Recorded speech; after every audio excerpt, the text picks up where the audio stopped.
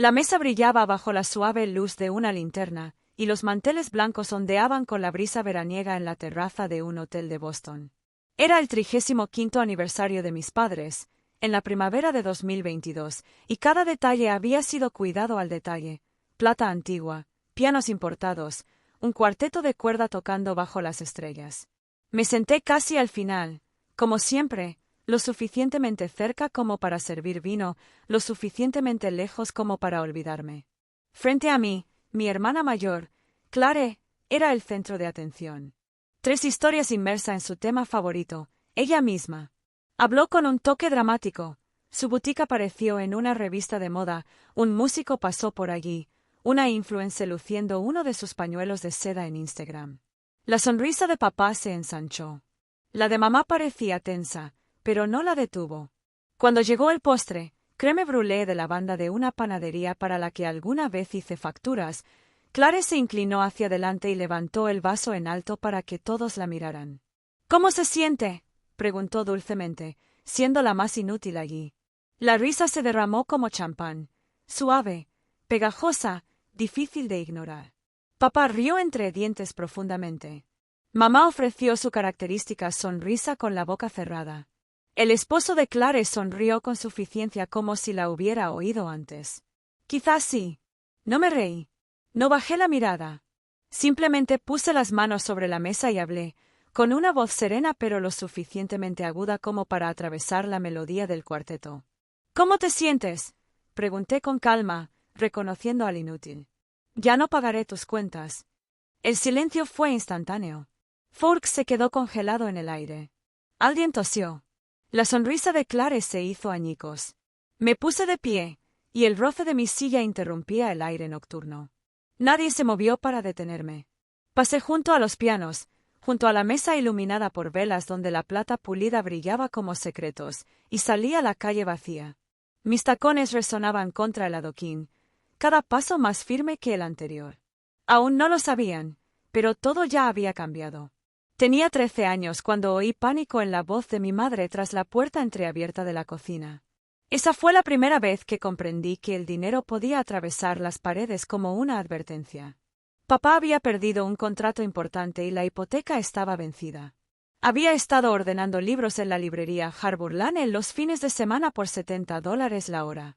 Esa noche, conté cada dólar, 800 en total, y dejé el sobre en el escritorio de papá. No me dio las gracias. Me llamó confiable. 2 meses después, Clare recibió un descapotable nuevo para su 18º cumpleaños, rojo cereza, con matrícula personalizada y asientos de cuero. El tipo de coche que hacía que la gente se quedara mirando en las calles de Boston. Clare chilló. Mis padres sonrieron radiantes. Nadie mencionó el sobre. A los 16, ya trabajaba doble turno en un café frente al mar. Le di a papá $500 para herramientas nuevas cuando me dijo que las suyas estaban desgastadas. Me dio unas palmaditas en la cabeza como si fuera una mascota familiar y luego le dijo a mamá que yo era práctico. A los 19 años conseguí una beca parcial para estudiar Historia del Arte en Florencia, lo primero que había deseado para mí. Me senté en los escalones traseros, releyendo la carta de aceptación hasta que las palabras se volvieron borrosas. Pero Clare estaba otra vez atrasada con la matrícula. Su apartamento costaba más de lo que su trabajo a tiempo parcial en la galería podía cubrir. Papá me llamó a su oficina. La familia se apoya en la familia, Corinne, dijo. Voz final. No luché. Transferí $5,000, todo lo que había ahorrado para Italia, a una cuenta vinculada a la Universidad de Clare. Se graduó un año después con honores y un portafolio que mis padres enmarcaron. Terminé mis estudios en una universidad estatal local, trabajando de noche para pagar la matrícula. En la boda de Clare, pagué el depósito de la recepción. Cuando abrió su boutique, Maison Clare, firmé el préstamo. Me llamaban constante y servicial, nunca por mi nombre, nunca con agradecimiento. Era una noche de martes en marzo de 2021. Había apagado mi computadora portátil y preparado té cuando mi teléfono vibró. El nombre de Clare iluminó la pantalla. Corinne. Oye, dijo con voz alegre. Necesito un favor. La boutique está genial, pero hay un espacio al lado. El banco necesita un aval. Solo 75,000. No es nada, la verdad. Se te dan bien los números. ¿Puedes conseguirlo? Me senté en la cama con el teléfono pegado a mi oído. 75.000 no es nada, Clare. Venga ya, rió con ligereza. Te pasas el día en ese pequeño apartamento escribiendo propuestas de subvenciones. Tienes inversiones, no tienes hijos ni hipoteca. No es que estés curando el cáncer. Se me hizo un nudo en la garganta. No, dije, haciendo una pausa. No. Como por ejemplo, no me ayudarás. No, repetí. No voy a avalar un préstamo de $75.000 para alguien que nunca me lo ha devuelto. El brillo desapareció de su voz. Estás siendo egoísta. Las palabras cayeron como una cerilla sobre papel seco. No discutí. Terminé la llamada. La habitación se sentía pesada y en silencio cuando abrí mi computadora portátil. Un clic, luego otro, hasta que llegué a una carpeta cuyo nombre, casi inconscientemente, decía: Archivos. Contraseña ingresada. Desbloqueado. En el interior, recibos escaneados, transferencias bancarias, pagos de matrícula, alquileres de boutiques, todo ello rastreado hasta mí. Allá abajo, un archivo brillaba como una brasa. Un contrato notariado con fecha de abril de 2015. Participación accionaria, 51%. Karen Eggis. Lloró la noche que lo firmó, desesperada por mantener su boutique a flote. Liquidé todo lo que tenía para salvar su sueño. Ella nunca leyó los términos. Nunca se lo recordé. Ella no recordaba lo que me dio, pero yo nunca lo olvidé. 3 días después, el silencio se rompió, no por teléfono, sino en una mesa iluminada con velas en una sala privada con vista al puerto de Boston. Nuestros padres estaban allí. Clare, radiante con su elegante vestido de seda, bebía champán como si nada hubiera cambiado. Me puse de pie lentamente, todos los ojos siguiéndome. ¿Quieres saber cómo me siento? Mi voz no se elevó, pero cortó la charla. Déjame contarte. Me volví hacia Clare. La matrícula que no podías cubrir en St. Martins, esa era yo. El contrato de arrendamiento cuando tu cheque de alquiler rebotó durante el confinamiento, yo otra vez. Nómina durante 3 trimestres consecutivos, toda mía. Luego, a mis padres, el techo nuevo, el ortodoncista, la recepción de boda de la que alardeaste durante años. Firmé todos los cheques. Y luego suavemente. Así que cuando pidas 75.000 como si no fuera nada, recuerda esto: nada es lo que me queda para ti. Y eso fue solo el comienzo. No creerás lo que pasó cuando revelé el documento final, el que dejó a toda la sala en silencio. Si no quieres perderte el siguiente capítulo de esta historia, suscríbete ahora y quédate conmigo, porque lo mejor está por venir. Rellené cada hueco. Clare abrió la boca, pero no salió nada. Me quedé callado porque pensé que eso era lo que hacía la familia. Dije en voz baja, pensé que ser útil era lo mismo que ser amado. Pensé que si daba lo suficiente, me ganaría un lugar en esta mesa. Mamá miró fijamente su copa de vino. La voz de papá cortó el silencio. Ya basta, Corinne. Negué con la cabeza. Ni de cerca. Metí la mano en mi bolso y puse una carpeta manila sobre el mantel de lino. No lo abrí. No hacía falta. Dentro había documentos que demostraban que había cubierto más de $120.000 en gastos para esta familia desde que tenía 16 años, incluido el contrato que me convierte en propietario mayoritario de Maison Clare. Clare se puso en pie de golpe. ¿Estás mintiendo? Lo firmaste, respondí tranquilamente. Marzo de 2015.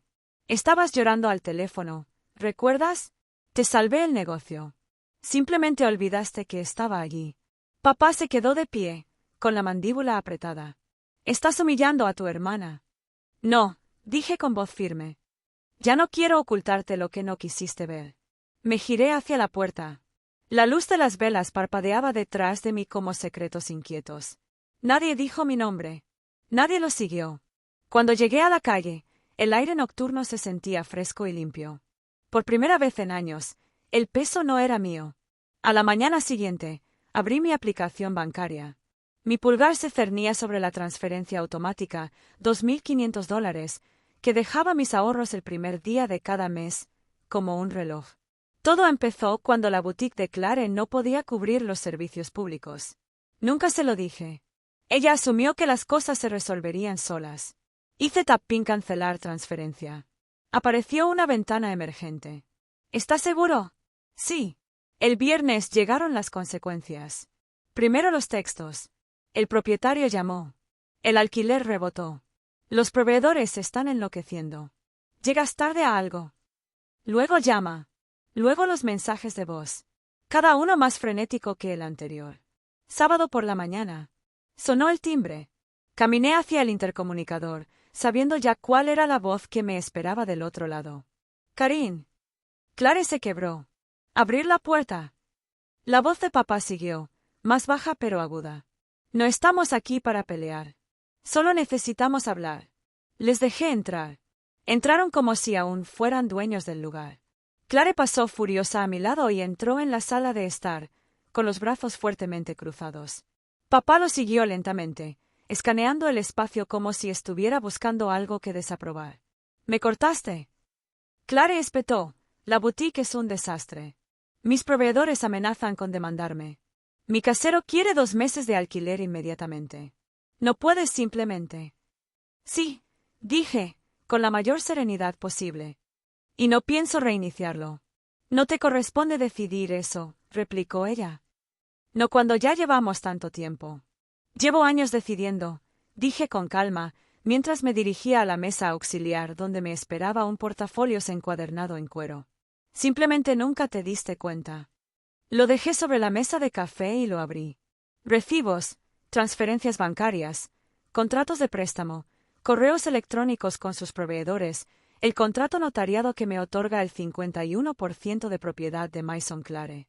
Todo lo que has construido, dije, pasando las páginas lentamente, fue construido por mí. Llámame egoísta. Llámame dramático. Pero ya está.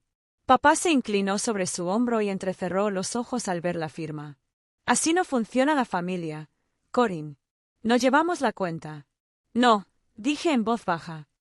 Simplemente no te gusta que te expliquen las matemáticas en voz alta. El silencio quebró la habitación. Clare agarró la carpeta y examinó las páginas como si viera mi nombre por primera vez. Sus manos temblaban, pero su boca permaneció cerrada. ¿Querías que lo arreglara? Me crucé de brazos. Lo acabo de hacer. La voz de papá se endureció. Esto se acaba ya. Restablecerás el pago. No podemos permitirnos este caos. Tienes los medios. Ayudarás a tu hermana. Hablaba como si aún tuviera 16 años. Como si la última década nunca hubiera sucedido. Ya lo he hecho, dije con firmeza. Cuando Clare lloraba noche tras noche, pensando que su boutique estaba acabada. Cuando los acreedores rondaban. Cuando la nómina era un sueño. Liquidé mi cartera, $60,000. Toda mi red de seguridad. La cabeza de Clare se levantó de golpe. Nunca lo dijiste, dijo ella. No pregunté, interrumpí. Ella miró a papá con los ojos muy abiertos. Pensé que era a corto plazo. Firmaste un contrato, dije. Estabas desesperado. Te salvé el negocio. Y luego desaparecí para que pudieras fingir que era solo tuyo. La mandíbula de Clare se tensó. No tenías por qué humillarme. No delante de todos. He dicho la verdad, dije con calma. Trajiste la humillación cuando me llamaste inútil. La voz de papá se elevó. No se trata de sentimientos. Se trata de unidad. De proteger a la familia. No. Me acerqué más. Se trata de poder. No puedes burlarte de quien mantiene la luz encendida. No puedes llamarla egoísta cuando deja de dejarse agotar. Clare soltó una risa aguda, quebradiza y amarga. Así que esto es venganza. Un patético juego de poder. No, dije en voz baja. Esto es recuperación. Durante años, te mantuve a flote y te dejé actuar como si no existiera.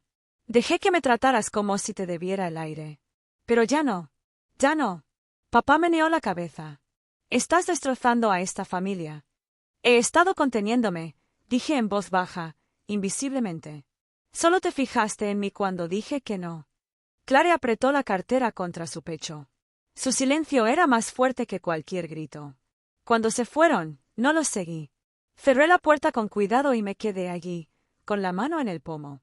Por primera vez, mi voz había llegado hasta allí y sabía exactamente dónde resonaría a continuación. 2 semanas después, el sobre Manila llegó pesado a mi buzón. Dentro, una demanda.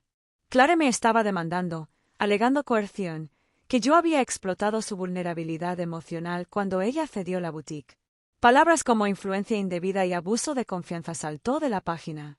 No entré en pánico. Llamé a Laura, quien me recomendó una abogada en quien confiaba, Margot Chow. Margot hojeó la carpeta que le entregué. Transferencias bancarias. Intercambios de correos electrónicos. Contratos notariados. Ella ni siquiera parpadeó. Esto no es un caso, dijo Margot con frialdad, cerrando el expediente. Es un disparo de advertencia. Y no dará en el blanco. La audiencia se produjo rápidamente. Clare entró impecable, con su lápiz labial tan afilado como una cuchilla. Papá se sentó a su lado, con los brazos fuertemente cruzados. No me miraron. Su abogado me llamó manipuladora y calculadora. Dijo que me aproveché de la desesperación en 2015. Afirmé que utilicé a mi familia como arma para tener control. Me senté allí tranquilamente. La verdad como acero en mis manos. Entonces Margot se puso de pie. Ella no embelleció. Ella expuso la verdad. $60,000 y 0 centavos transferidos desde mi cuenta. Deudas negociadas. El propietario se apaciguó. Nómina ahorrada. Todo documentado. Todo firmado. Esto no fue explotación, dijo con serenidad. Fue supervivencia. Y mi cliente lo hizo posible. El juez apenas levantó la vista. Se concede la moción de desestimación. Y así, sin más, se acabó. Afuera, el aire del verano se sentía más cálido que cualquier sala del tribunal. Margot me dio una palmadita en el hombro. «Eres libre». Pero, mientras caminaba hacia mi coche, me di cuenta de que algo más también había terminado. No solo el caso, sino la parte de mí que todavía esperaba que les importara. Después de que cayó el mazo, el silencio llegó rápidamente. Sin llamadas, sin cartas. Mi madre ni siquiera me envió su habitual tarjeta navideña con la foto del jardín. Por primera vez en mi vida adulta, mi familia no me tenía en cuenta. Pensé que dolería más. En cambio, me sentí como si entrara en una habitación de la que no sabía que me habían dejado fuera. La ausencia no dolió. Quedó claro. Con el lío legal atrás, saqué el caballete que había comprado semanas antes. Compré pinceles mejores. Pinté sin prisa. Paisajes. Retratos inacabados. A veces, solo capas de rojo sobre verde. No se trataba de crear algo bueno. Se trataba de hacer algo para nadie más que para mí. Luego llegó el correo electrónico. Una mujer que conocí años atrás, a través de una subvención de una organización sin fines de lucro, estaba organizando una conferencia regional sobre liderazgo de mujeres. El tema, resiliencia, reconstruir sin permiso. Dijo que querían a alguien que pudiera hablar sobre cómo establecer límites con gracia. Alguien que se había alejado de algo que una vez la definió. Ellos me querían. Dejé reposar la invitación durante 2 días antes de responder. Entonces respondí, sí, lo haré. Por primera vez en años, dejé que mi voz se elevara por encima del silencio. Mi cumpleaños cayó un martes. Tranquilo y sin ceremonias. Caminé por las calles adoquinadas de Boston y me compré un trozo de pastel de limón en un café que no hizo preguntas. Nadie llamó, al menos no de la familia. Esa tarde, el sol ya estaba oculto tras el puerto cuando mi teléfono vibró. Un texto de mamá. Pensando en ti. Extraño a mi chica. 7 palabras. No es una disculpa, pero casi. Fue un reconocimiento. Era nostalgia, tal vez arrepentimiento, un eco de algo que alguna vez quiso decir. Hace años, ese mensaje me habría deshecho. Lo habría tomado como una señal para reabrir las puertas que había empezado a cerrar. Pero no ahora. Guardé el teléfono en mi bolsillo sin responder. El viento del puerto era cálido y limpio. Pasé por la librería en la que trabajé cuando era adolescente. El que olía a papel viejo y pulimento de limón. Sus luces brillaban suavemente a través de las ventanas y, por un segundo, me vi guardando libros de bolsillo en los estantes, silencioso, invisible, esperanzado. Pero ella ya no era yo. La sala de conferencias estaba llena. Mujeres con blazers. Mujeres corriendo con tiempo prestado. Se hizo el silencio cuando me puse detrás del podio. Las luces no eran duras, pero tenían peso. No traje notas. Solo dije la verdad. Durante la mayor parte de mi vida, creí que el valor provenía de lo que uno podía aportar a los demás. Sus deudas, sus sueños, sus decepciones. Me convertí en el ayudante, el planificador, el que apareció cuando nadie más lo hizo. Hice una pausa. Pero lo mejor que jamás di fue permiso para decir no. Les hablé de los años de donación en silencio. La cena en la que finalmente dije lo único que nadie esperaba, la verdad. No se trata de venganza, dije en voz baja. Se trata del peso y de lo bien que se siente al dejarlo en el suelo. Cuando terminé, la habitación estaba en silencio. Luego vinieron los aplausos, no fuertes, pero reales. Una mujer en la primera fila lloró en silencio. Otra permaneció de pie como si estuviera revelando una verdad dentro de sí misma. Esa noche caminé hacia casa bajo un cielo amplio y estrellado. Mi etiqueta con nombre todavía está sujetada a mi blusa. Tenía manchas de pintura en los dedos provenientes del lienzo en el que había trabajado esa mañana. Ya no se salva a nadie de sí mismo. No di más hasta que desaparecí. No me hice famoso. No me hice rico. Pero me volví libre. Y quizás eso fue lo más ambicioso de todo. Me encantaría escuchar tu opinión. ¿Alguna vez has cargado con el peso de las necesidades de todos los demás y finalmente lo has dejado? Comparte tus consejos para cualquiera que esté aprendiendo a decir no sin culpa. Si mi historia te resuena, deja un comentario a continuación y cuéntame cómo lo hubieras manejado. Y no olvides suscribirte. Tengo más historias sobre cómo recuperar tu voz y quiero que nos hagamos más fuertes juntos.